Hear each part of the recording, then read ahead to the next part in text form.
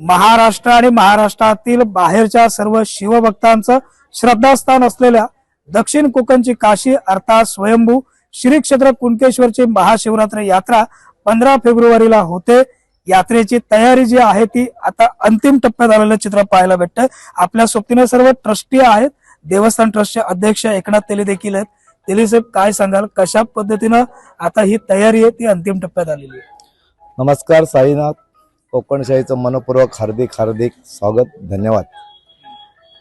15, 16, 17 February 2026 आमच्या महास्थानाचा महामहोत्सव म्हणजे आपण जे पूर्ण कोकणवासी ग्रामस्थ पण आहेतच, जे ज्या कार्यक्रमासाठी उत्सुकतेने वाट बघतो, भारावून जातो, अशा प्रकारचा 15, 16, 17चा कार्यक्रम म्हणजे महामहोत्सव म्हणजे महाशिवरात्र। या निमित्ताने आम्ही पूर्ण ग्रामस्थ, ट्रस्टी, ग्रामपंचायत, या जिल्ह्याचं शासन, पालकमंत्री सर्वच खाते प्रमुख सर्वच आजच प्रांतांच्या अध्यक्षतेखाली मीटिंग झाली। उद्या पालकमंत्र्यांच्या अध्यक्षतेखाली ओरोसला मीटिंग आहे दुपारी। ह्याचं काय आहे, आता ह्या जवळजवळ उद्याची मीटिंग आहे, 4थी ते 5वी मीटिंग आहे। या मीटिंग मागचा उद्देश एवढाच आहे की आम्ही सर्वांनी, पालकमंत्री साहेबांनी आणि संबंधित यंत्रणेने, की येणाऱ्या भाविक भक्ताला कुठलीही समस्या किंवा कुठलीही प्रकारची अडचण या ठिकाणी होणार नाही।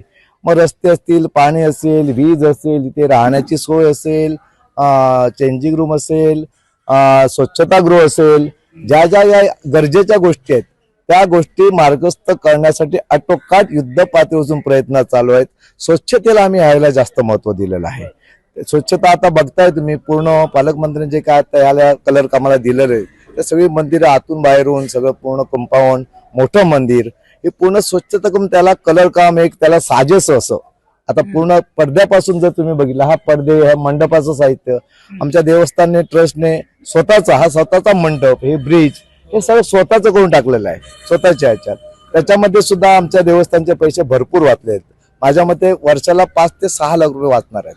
तर अशा प्रकारचं एक चांगल्या प्रकारे येणाऱ्या भाविक भक्ताला समाधानकारक, आनंदकारक हे त्या ठिकाणी आल्यानंतर एक इथं जोश, प्रेरणा मिळेल अशा प्रकारचं या ठिकाणी पूर्ण या ठिकाणी सजावट केलेली आहे आणि त्याप्रमाणे चालू आहे। ह्या 2 दिवसात सगळं काम पूर्ण होईल। बरं, आता कशा पद्धतीने या ठिकाणी भाविकांना सुलभ दर्शन भेटणार आहे, ती व्यवस्था नेमकी काय करण्यात आली?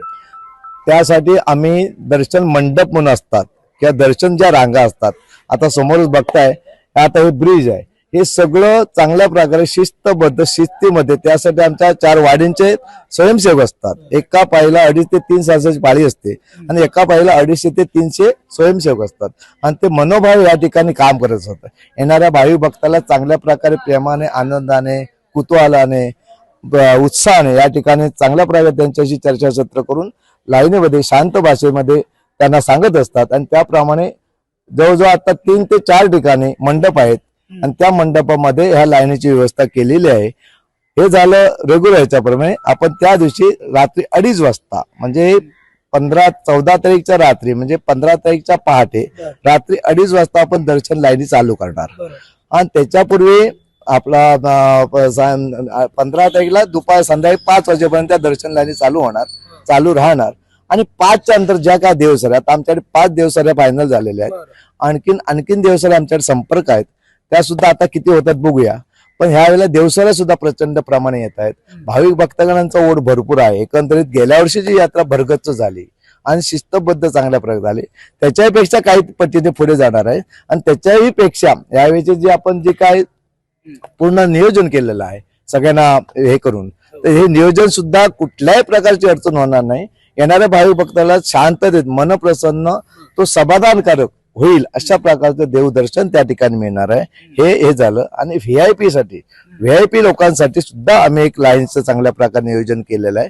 ह्या व्हीआयपी लोकांना सुद्धा आनंदाचं, प्रेमाचं, समाधानकारक त्या ठिकाणी दर्शन होणार आहे। जे काही लोकप्रतिनिधी असतील त्या सर्वांना योग्य पद्धतीने दर्शन करतात। हो। बरं, समुद्र किनारी सुद्धा मोठ्या प्रमाणामध्ये आपली यात्रा भरत असते, त्या ठिकाणचं नेमकं काय नियोजन करण्यात आलंय? भरारी पथकं असणार आहेत का?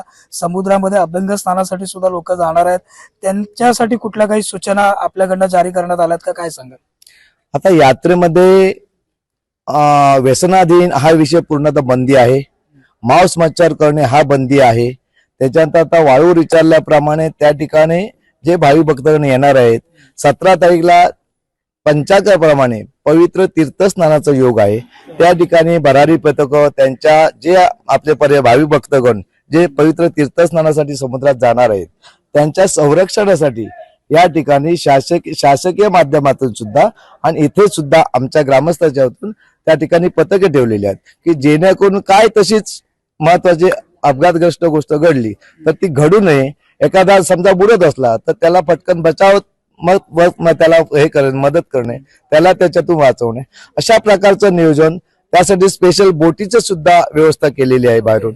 हा, बाकी लोक असणारच त्या ठिकाणी पोहणारे. आता गावातले जे काय रापणकारी आहेत त्याच्यामध्ये जे जास्त पोहणारे आहेत, पहिलं म्हणजे हे आहेत त्याच्यामध्ये तरबेज असले अशा माणसांशी सुद्धा त्या ठिकाणी व्यवस्था केलेली आहे. म्हणजे जेणेकरून कुठलाही आपत्कालीन कुठलाही प्रसंग येणार नाही. कुठलाही भावी भक्तांना सुद्धा एक विनंती आहे, आव्हान आहे की त्यांनी खोल समुद्रात जाऊ नये.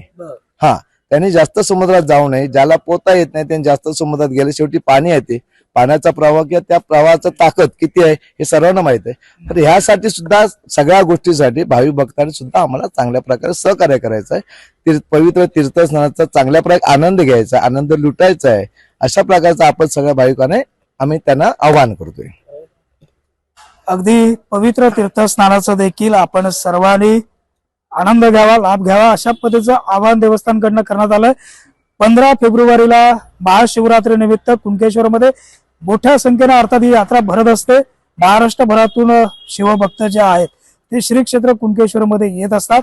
आपणही येत्या 15 तारीखला श्री क्षेत्र कुणकेश्वरमध्ये यावं असं आवाहन ग्रामस्थांच्या वतीने देखील करण्यात आलंय. राजेश हेदळकर सह साईनाथ गावकर, कोकणशाही, कुणकेश्वर.